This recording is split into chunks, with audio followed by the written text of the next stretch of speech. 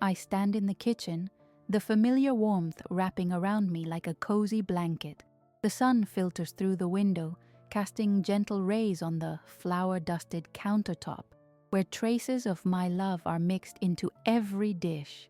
My heart feels light as I recall the countless days spent whipping up meals with Ethan, my hands constructing more than just food. Each stir of the pot and sprinkle of seasoning was an embodiment of my devotion. The sounds of laughter echo in my memory. I remember Ethan as a little boy, climbing onto a stool to reach the counter, his face breaking into a wide grin as I let him add garlic to the sauce. I can still hear the clank of the wooden spoon as he stirred, his tiny muscles flexing with determination. I taught him the importance of flavor and memory. Each recipe passed down was a story transferred from my heart to his. Our kitchen was a sanctuary, a place where we could indulge in simple joys.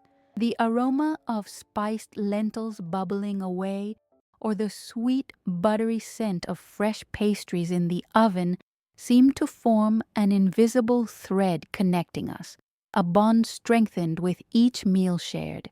I wanted him to know that food is love, and I never missed a chance to reinforce that lesson. But amidst the warmth, shadows began creeping in. I think back to last summer during a family barbecue. I had made my famous marinara sauce, its tangy richness at one time a source of pride. I remember how Rebecca tried to subtly shift our family's culinary landscape. She brought out trendy alternatives, buzzing about clean eating and organic ingredients, her voice bright and confident. I watched from the sidelines as she usurped my role effortlessly, her laughter mingling with the smoke wafting from the grill. Ethan, oblivious to the undercurrents, ate with enthusiasm, unaware of the twinge in my heart. Now, as I stir fragrant tomato sauce for today's gathering, I can't shake the chill that has settled in my bones. Today's cooking feels different, heavier somehow. I glance at the family photo hung near the kitchen door. In it, Ethan and I are laughing, my arms around him. Such a perfect moment. My pride in him is unparalleled, yet beneath the surface of that love simmers discomfort. Rebecca slinks into the room, a bright smile masquerading any real interest in my cooking. While she compliments my kitchen decor, her eyes often flit toward her phone, ready to dismiss my culinary heritage. I feel it. The undercurrents of sarcasm and criticism swirling around us like a storm cloud. It's not just the meals she dismisses, it's me. In her new world, I am the relic, the outdated model of motherhood. Yet even through this turmoil, I cling to hope. I prepare the table, straightening the cloth with a practiced hand, a ritual that grounds me. The familiar motions bring a flicker of comfort amid my dread. This has always been our family, I remind myself, resisting the hasty judgments as they dance in my mind. Ethan is still my son, and I must be patient, waiting for the right moment to remind him of the warmth and connection we once shared. As I finish the last touches before the family gathering, I'm determined to hold on to our history, to remind my son of the love served on every plate. I refuse to believe that in this shifting tide there is no longer a place for me at the heart of our family. Somewhere deep within, I wonder if there's still a chance to reclaim the legacy. My voice, my cooking, and my place. I find solace in the mantra swirling in my thoughts, echoing in my heart. Injustice may silence me at the table, but never in my heart. The first time I met Rebecca, she radiated charm. It was at Ethan's college graduation, the day that felt like our family's new beginning. I remember the thrill in the air as we celebrated his achievements, surrounded by laughter and clinking glasses. I can almost hear the laughter now, bright and buoyant, a stark contrast to the tension that followed. "Your son is so talented," Rebecca had said, leaning close, her womanly grace enveloping me like a warm embrace. I can't wait to join your family." My heart swelled at the thought of Ethan's happiness. After all, a son's partner is an extension of his own heart, a reflection of all we had built together. But the spark that initially warmed my heart dimmed in the months that followed. At first, it was subtle. Rebecca's smile, once genuine, began to flicker with condescension. I remember the first family dinner she hosted, an affair she styled with vibrant placemats, curated music, and trendy hors d'oeuvres. With every bite I took of her modern appetizers, I felt a sting of inadequacy. They lacked the comfort and history of my dishes, yet I kept my thoughts quiet, opting instead for a polite smile. It wasn't long before her true colors began to seep through. At one dinner, when I brought my homemade gnocchi to the table, she grimaced, missing no chance to overshadow me. "Oh, you're still doing the traditional Italian thing," she teased, her tone dripping with mockery. I watched as the family chuckled nervously, the room echoing my sense of alienation. It was more than a simple preference for New Age cuisine. It was a repudiation of my whole cooking legacy. The last family gathering feels burnt into my memory, a moment marked by unending tension. I had cooked an elaborate roast, seasoned meticulously, and placed it at the center of the table. "How quaint," Rebecca remarked as she took her seat, a smirk playing on her lips. "I suppose everything has its time." The family's expression shifted, caught between politeness and my silent pain. I felt my ears burn and my hands tremble, crippling effects of isolation and inadequacy swirling within me. Still, I tried to accommodate her. I began to adapt my beloved recipes, seeking areas of compromise. A lighter hand in seasoning, substituting traditional ingredients for healthier options. Each change stung my heart deeper than the last. I longed for acceptance, but as I wrestled with my identity as a mother and an intuitive cook, each meal felt like a sacrifice. Through the next few gatherings, it became evident that I was losing my voice at the table. I fought against the creeping sense of helplessness, focusing on my love for Ethan, but realizing how the space around me had shrunk. The laughter at family dinners felt like a chorus to which I was no longer invited. As days turned into months, I noticed how Ethan had begun to shift in his loyalties. He would praise Rebecca's meals, nodding enthusiastically, while I remained silent and compliant, a shadow lingering behind her radiant facade. My heart ached as I witnessed my son turn away from the table of warmth we once shared, a table which had once been set with memories and stories that molded his youth. I began to suspect that, perhaps, without me recognizing it, Rebecca had wrapped her tendrils tightly around him, edging me out entirely. One afternoon, at our usual Sunday family dinner, I assembled a hearty vegetable soup, immersing myself in its preparation, chopping fresh herbs, listening to the simmering liquid bubble in a pot, the comforting smells pulling at the strings of nostalgia. When I served it, Rebecca merely grimaced and suggested ordering takeout instead, citing my soup as too rustic for her palate. I barely contained my hurt. My tongue felt heavy, unable to voice the burning indignation within. Instead, I held my chin up, refusing to let her belittling words spoil my dish. But the cracks in my resolve deepened. I began noticing the subtle barbs that Rebecca threw my way, always cloaked in a guise of playfulness. "Maria's cooking is so traditional, don't you think, Ethan?" She'd laugh, as if mocking my sacrifice was her way of earning his approval. In those fleeting moments, the realization struck me hard. My role in our family dynamics was crumbling. I once believed I was the heart of our gatherings, the one who held the stitches of our fabric together through meals and love. Now, the more I surrendered, the wider the gap felt. Desperation gnawed at me like a harsh winter wind, leaves stripped bare from their branches. I yearned for my family, Ethan and my grandchildren, yet felt the walls closing in around me. Every day I found myself retreating into silence, my heart heavy with unspoken words, until one evening, as I stood in my kitchen, it became clear that the time for passivity had ended. I could no longer allow Rebecca to hijack the love and tradition I had carefully nurtured.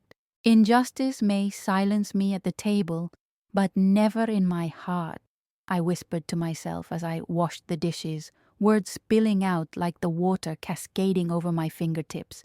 The mantra was my lifeline, a promise to reclaim my voice and my place. As fall settled into winter, the holiday season loomed large on the horizon, a time once filled with joy, laughter, and the warmth of family gatherings. I decorated the house with twinkling lights and nostalgic ornaments, hoping to recapture the magic of years past. But as colorful decorations brightened the rooms, my heart grew heavy with the chill of Rebecca's presence, which darkened my once happy home. The preparations began in earnest when I decided to make my signature lasagna, a dish layered with love and memory. Each step was filled with fond recollections, plump tomatoes crushed and mixed with herbs, the sounds of water boiling and the scent of freshly made pasta suffusing the air.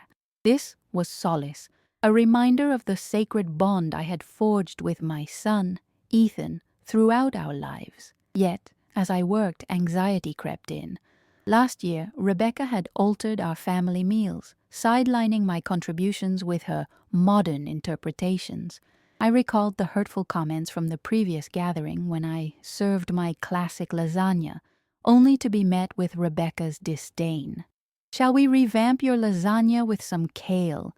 I hear it's all the rage." Her laughter had echoed around the table, a cruel sound that swallowed my pride whole. These memories haunted me, growing heavier with every passing day. The more I saw Rebecca weaving her influence, the more I felt the threads of our familial fabric unravel.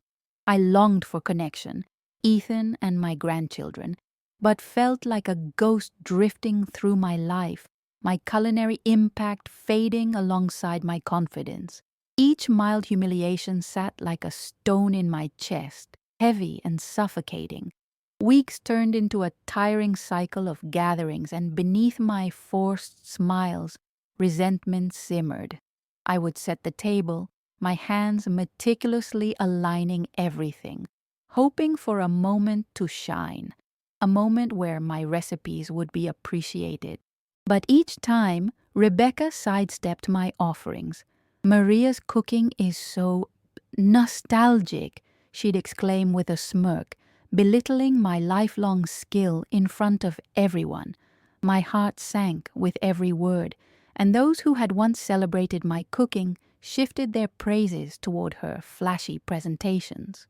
One particular evening solidified my internal struggle when Rebecca hosted a dinner centered on healthy options. I carried my famous focaccia, warm and inviting, placing it gently on the table. But Rebecca's smile turned into a wince. "Why bring something so basic?" she scoffed, and her laughter echoed in the air. I felt the weight of silent judgment from my family. Their eyes darted between me and her, unsure of where to place their loyalty. In that moment, the walls began to close in further. My throat tightened, and I was flooded with the urge to defend not just my dish, but my place in this family. Could I reclaim my identity? Would I find my voice before it disappeared entirely? It wasn't until I made a quiet promise to myself, whispering my mantra softly in the kitchen as I prepped my meals, "Injustice may silence me at the table, but never in my heart." This phrase became my anchor amid the turbulent emotions swirling around me. I realized that I needed a new strategy, one not built on passive acceptance, but on reclaiming my right to be seen, appreciated, and loved. I couldn't let Rebecca's dismissals extinguish the flame of my heritage any longer. Each gathering was now an opportunity to prove that my spirit lasted beyond her critiques. I would introduce a new approach, gain awareness of her tactics, and turn each comment into a chance to reinforce my contributions. Amid this decision, something shifted. I once felt invisible at family gatherings, but I began to see those moments not as battles, but as chances to retake my role as a mother, a cook, and a woman. With renewed resolve, I dove back into my kitchen, determined not just to serve, but to shine, to remind Ethan of the magic of our shared culinary traditions. The holidays were upon us, and armed with my mantra, I prepared for the family gathering that would finally reveal my newfound strength. I would rise from the sidelines and I would reclaim my place at the table where love had once flourished. I was on the brink of a transformation I had yet to fully embrace. As the holidays approached, I transformed my kitchen into a sanctuary, a sacred space where history resided in the aromas of my heritage. The countertops boasted a vibrant array of produce, the colors brilliant under the kitchen lights.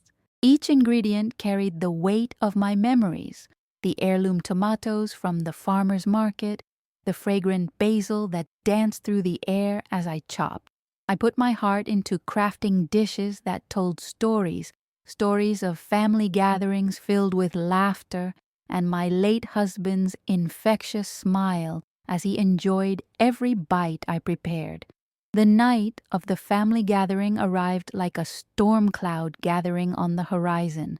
I felt the familiar tension churn in my stomach, anxious yet steadfast, reminding myself of the fundamental reason I was there: to create a bridge back to my son, to remind him of where we began. As I stirred the rich marinara sauce simmering on the stove, beads of sweat formed at my temples. Each stir was imbued with purpose, a quiet promise to my heritage echoing in my heart. I wouldn't let Rebecca's dismissive attitude stifle my culinary pride any longer. With the sun setting, I arranged the dining room the way I used to, carefully plating each dish with an eye for detail. My lasagna, roasted vegetables, and, of course, the focaccia I had been mocked for. I recalled the warmth of our family dinners, the clinking of glasses and soft laughter that filled the air, prompting the bittersweet pang of nostalgia. Outside, snow flurried down, a picturesque backdrop that reminded me of family winters spent around the dinner table, celebrating together. When the doorbell rang, my heart raced. They arrived punctually. Ethan first, his face lighting up at the sight of the spread. "Mom, this looks amazing," he exclaimed, a spark igniting within me. It was a small win, but a win nonetheless. I knew I needed to seize this moment. Rebecca walked in with a cool demeanor, her eyes scanning the table like a hawk assessing its prey. I swallowed my initial fear as I greeted them, the mantra rising in my mind. Injustice may silence me at the table, but never in my heart. It bolstered my resolve, steadied my composure. As we settled around the table, I placed a generous portion of lasagna onto Ethan's plate, my heart swelling with hope. The conversation started innocently enough, polite discussions around work, the weather, kids. I leaned into the warmth of familial connection, drawing Ethan in further, intent on proving my place at the heart of these gatherings wasn't lost. Then, as we delved into the meal, I felt Rebecca's eyes gravitate toward my dishes, sharp and penetrating. "Maria, you've outdone yourself, but did you consider using quinoa in the lasagna? Adds a wonderful texture," she remarked, feigning ignorance while trying to undermine me. My heart raced, but this time, instead of crumbling, I responded with a brief smile. I countered softly, "I prefer the traditional method. It's what Ethan loves." The room silenced, all eyes watching. Ethan's positive energy buoyed me while an uncomfortable tension brewed in Rebecca's corners. I focused on the family bonds that surrounded me, allowing the warmth of love to envelop the prickly words. The laughter of my grandchildren echoed, their joy spilling into the air, disrupting the tension as they reached for the focaccia. One of them, my granddaughter Lily, took a piece and declared, "This is the best bread ever." She filled the space around us with innocence, a reminder of the beauty of shared traditions, of continuity and love. Yet Rebecca persisted, the air thickening with unsaid competition. "You know, it would be good to try a twist on these recipes, maybe some global fusion next time," she quipped, her smile sharp. My heart sank momentarily, that ever-familiar feeling of invisibility creeping back in, and I felt the whispers of defeat begin to seep into my thoughts. But then I caught a spark in Ethan's eyes. He took a moment to swallow his bite of lasagna before chiming in. "Actually, Mom, I love how you keep the recipes traditional. They remind me of growing up. There's nothing better than your cooking." His words washed over me like sunlight after a rainstorm, illuminating the shadows of uncertainty. As I glanced at Rebecca, her face flickered momentarily, a flash of disbelief crossing her features. But I sensed an opening, a tiny crack in her carefully built facade. This was my moment, so I seized it. "Ethan," I began, carefully choosing my words, "do you remember the year we made the Christmas lasagna? We spent all day making it together." He smiled widely, nodding. "I remember. You taught me how to roll the pasta just right." "Yes, and we added that extra layer of cheese, just as we always do," I continued, my excitement weaving through the narrative like a thread through fabric. "Every layer has history, a story from our family. It's not just food, it's a part of who we are." I felt the shift in the atmosphere as the others leaned in, listening intently. Even Rebecca couldn't suppress the curiosity that sparked. I finished the thought, glancing at each family member. "Food brings us together. It's what keeps the heart of our family alive." There was silence for a moment, a pause that felt charged with an electric possibility. Then Ethan laughed again. "Maybe we should all cook that lasagna together this Christmas." The cheers that followed echoed in my heart. Rebecca remained quiet, her attempt to assert herself crumbling as she witnessed my reclaiming of space, not just at the table but in the family narrative itself.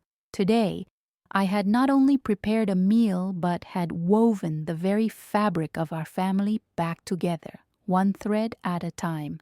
I had reminded them all that my spirit and contributions were still alive. The evening wound on, laughter beginning to flow freely, like warm wine in our glasses as evening turned into night. As dishes were passed, stories exchanged, and shared laughter filled the air, I knew I was stepping back into my role. My heart swelled with gratitude as I found my voice restored among my family, blossoming like the fragrant herbs in my cooking. In that moment, I felt it. The undeniable truth that I had reclaimed my dignity with every stir, every slice, all bound together by unyielding love and resilience. And as we capped off the evening with dessert, my heart thrummed in rhythm with my mantra, resounding within me. "Injustice may silence me at the table, but never in my heart." The laughter from that Christmas gathering lingered in my mind like warm sunlight breaking through a winter's chill. In the days that followed, I embraced that joy, tucked away the snippets of familial connection, and allowed them to fortify my resolve. Yet, a shadow loomed in the form of Rebecca's presence, her demeanor shifting subtly as she recalibrated her tactics. One Sunday, I prepared a rich and creamy risotto infused with saffron and bright green peas, comfort food that spoke to my roots and my love of tradition.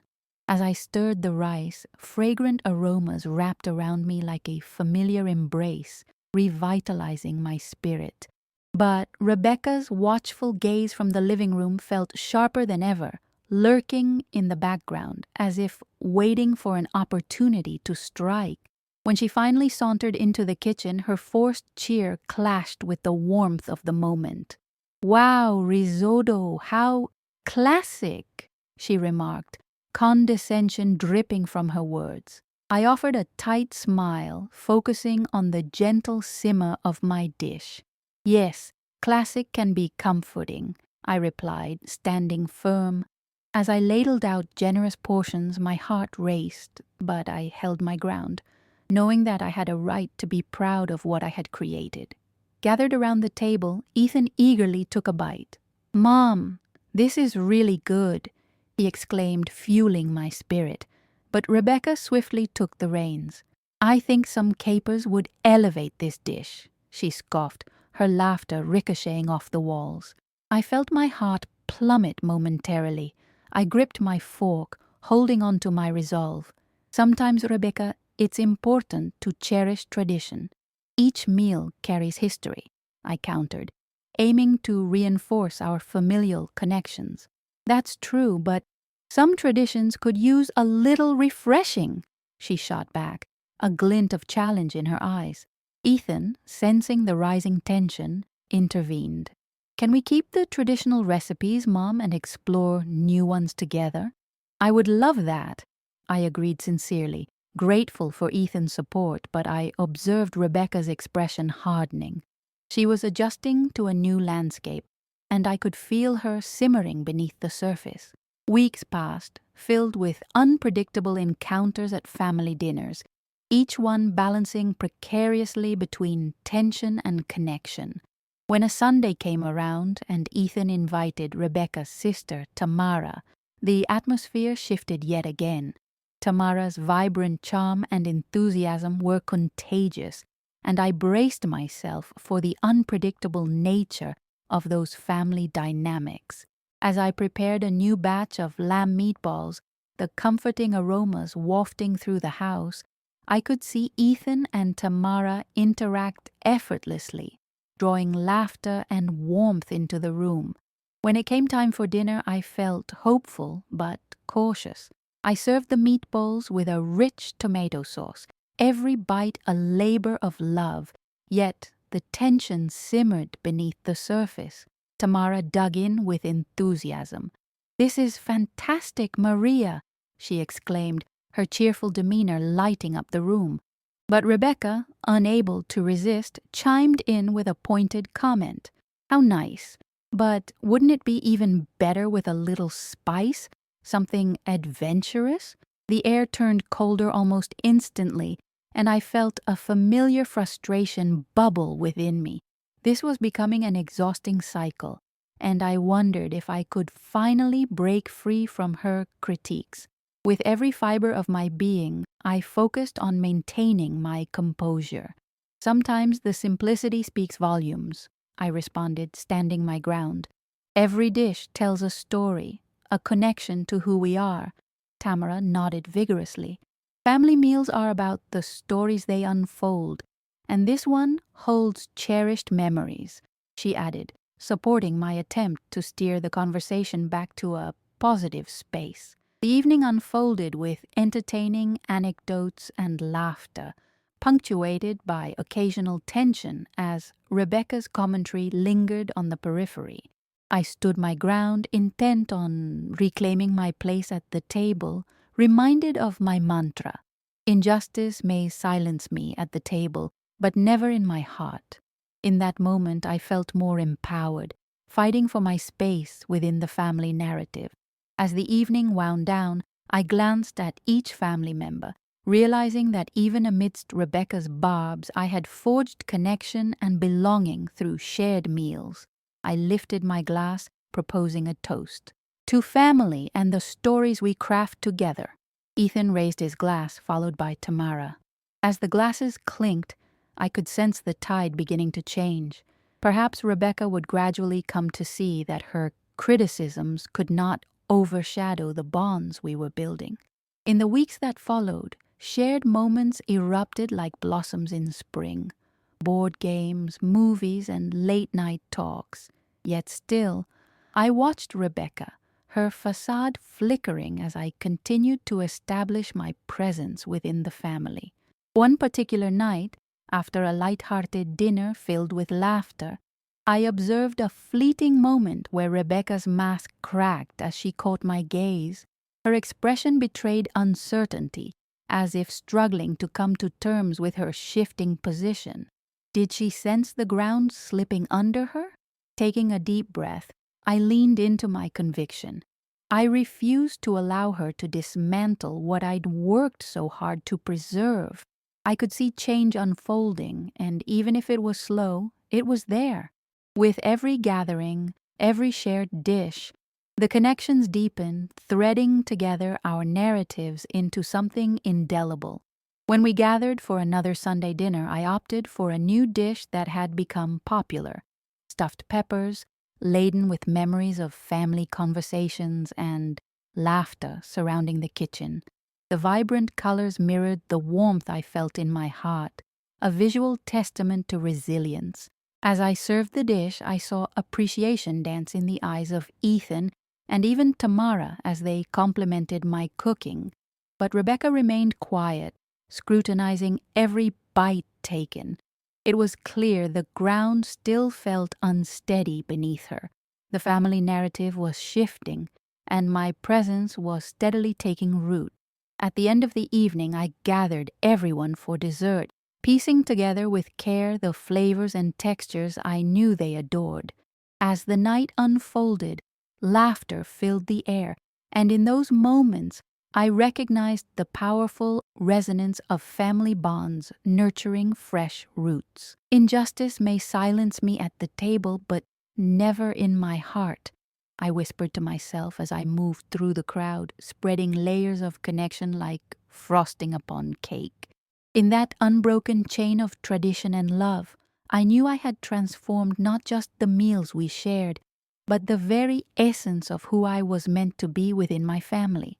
A steadfast heart, a proud matriarch ready to weave our stories together for years to come.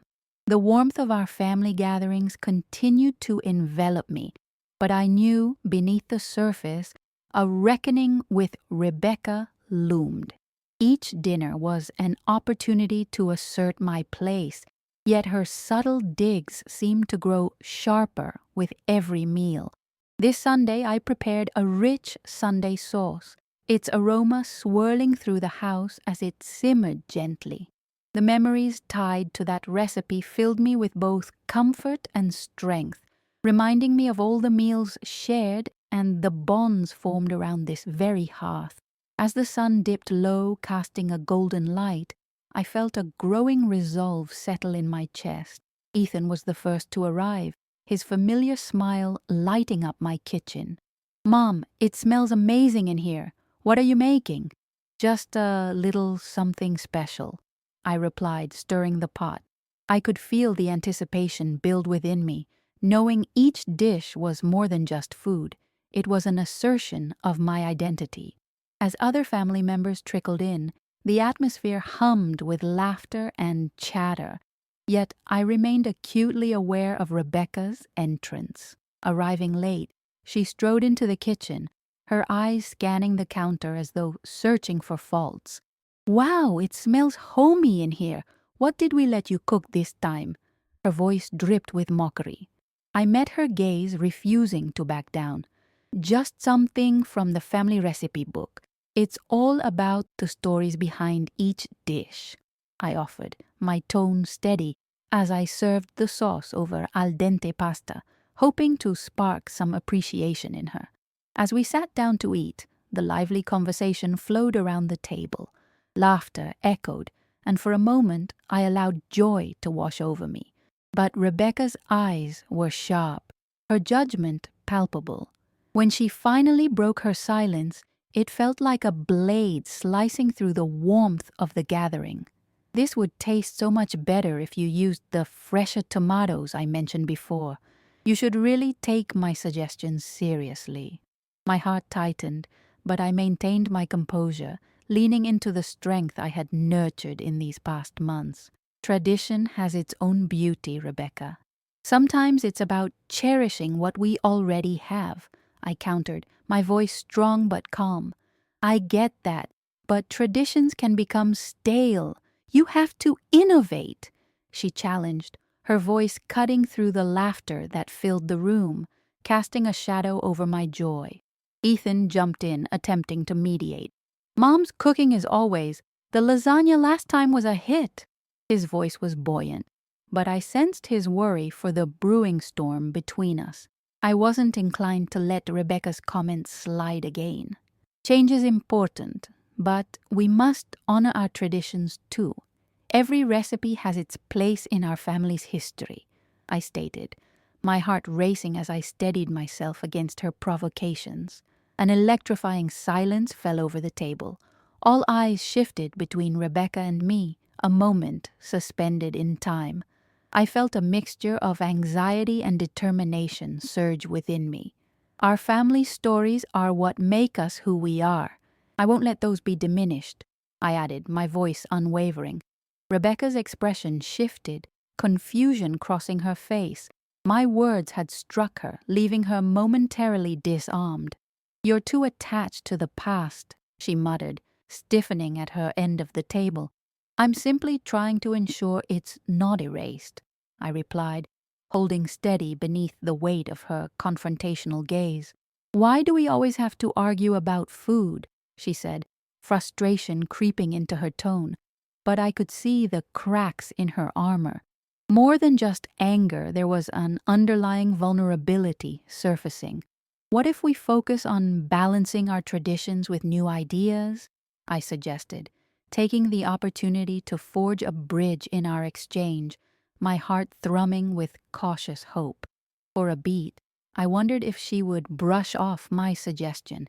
But to my surprise, a glimmer of willingness flickered in her eyes. Maybe I could try to be less critical, she replied slowly, as if the words weighed heavy on her tongue. A soft murmur of agreement circulated through the table. I could scarcely believe my ears, but I pressed on. Then let's explore and cherish together. Our dishes can highlight both our past and our present. Dinner resumed with a quieter energy, the initial tension easing as conversations shifted to lighter topics. I found myself sharing anecdotes of family gatherings past, tales that wove laughter and warmth into our hearts. With each shared story, I felt our family tapestry strengthening. Later, as dessert approached, I had prepared my signature tiramisu. The air buzzed with renewed warmth, a hint of camaraderie teasing at the edges. I took a moment to observe the faces around the table, the laughter cascading like music. As we sat around the table, I raised my glass to propose a toast. Here's to family and the stories that bind us, I declared, my voice steady. The warmth in the room wrapped around us like a comforting blanket, reminding me that amidst challenges, we were weaving threads of connection. With laughter echoing in the background, I instinctively whispered my mantra. Injustice may silence me at the table, but never in my heart. I could feel the landscape shifting, taking shape with each shared meal, each act of vulnerability, transforming not only our dinners but the very essence of our family's narrative. Together, we were moving forward, building a solid foundation where respect thrived among the flavors of our shared histories, one meal at a time. I had reclaimed my place and invited Rebecca to embrace a new way of being together. And for the first time, a true sense of hope blossomed within me, one that felt like it could endure through the seasons to come. The sense of warmth and connection lingered in the air, yet uncertainty bubbled beneath the surface. Every time we gathered, I felt the delicate balance of our newfound truce. Rebecca's willingness to compromise was a fragile flower, and I was determined to nurture it. But fear of sudden storm clouds loomed. As I prepared my famous chicken pot pie, the familiar scent of baked crust and savory filling rose to greet me. When Ethan arrived, his excitement lit up the room. "What's cooking, Mom?" he asked, peeking into the oven. Just a little something special, I replied, my heart buoyant and cheerful, until I heard Rebecca's voice fill the space. Please don't tell me you're using those terrible frozen peas again. My pulse quickened, tension striking like a match. They're part of the recipe, Rebecca. You know this, I replied with forced calm, trying to ground myself. Tradition doesn't mean having to eat mediocrity, she shot back, her edges sharp. Her words landed like stones, and I braced myself. The warmth we had shared seemed to evaporate in an instant.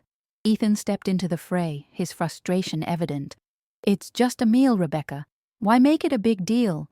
But she was relentless. A meal defines who we are. Why should we settle for anything less than excellence? She underscored her challenge with a defiant glare.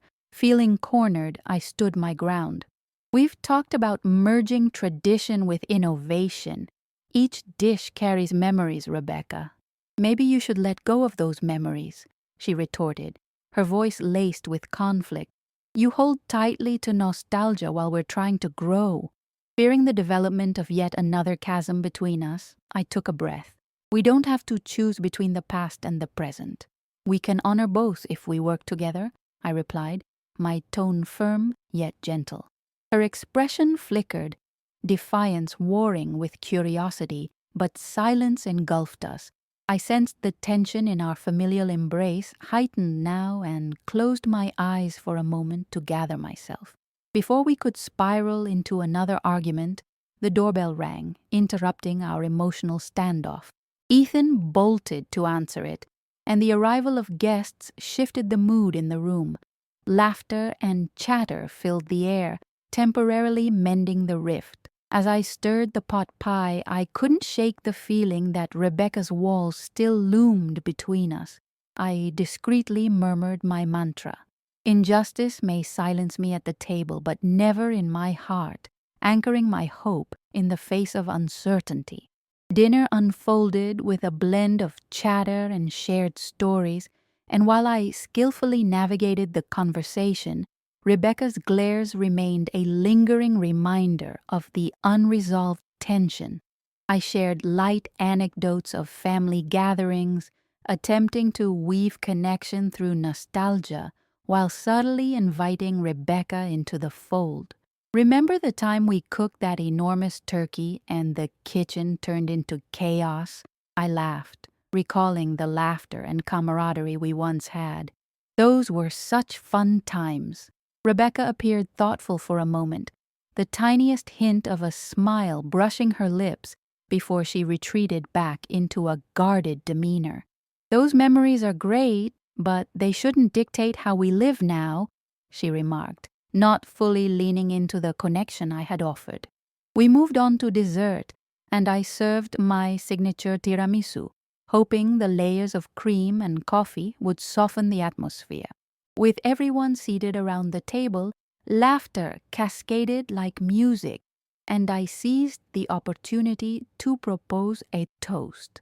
To family and the stories that bind us, I said, raising my glass, attempting to pull us back into a collective embrace. The warmth returned, but Rebecca remained distant, her eye rolling as if looking for the flaw in my celebration. Despite the reprieve the dessert provided, I was aware that our fragile peace could shatter with a single word. I once again nestled my hope into the mantra echoing softly in my heart. Dinner drew to a close, leaving me with a mix of gratitude and anxiety. I left today with some progress, but still many uncertainties loomed ahead. As I watched the plates clear, I found myself evening the weight of what remained unresolved between Rebecca and me, breathing in the scent of possibility. We would move forward together, navigating the complexities of family ties, each meal a step toward reshaping our narrative. My heart remained open, beckoning change in the ever-turning cycle of love and conflict, ready for whatever came next.